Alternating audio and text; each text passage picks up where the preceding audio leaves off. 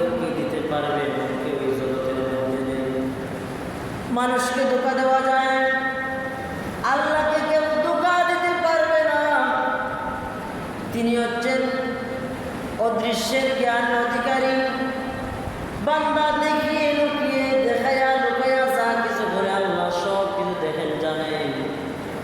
এমন কোনো বান্দা নাই যে আল্লাহকে লুকাতে পারবে, এমন কোনো বান্দা নাই যে আল্লাহকে না দেখায় কোনো কাজ করতে পারবে।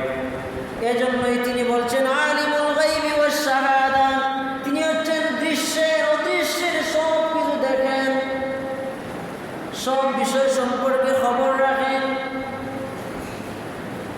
উদাহরণস্বরূপ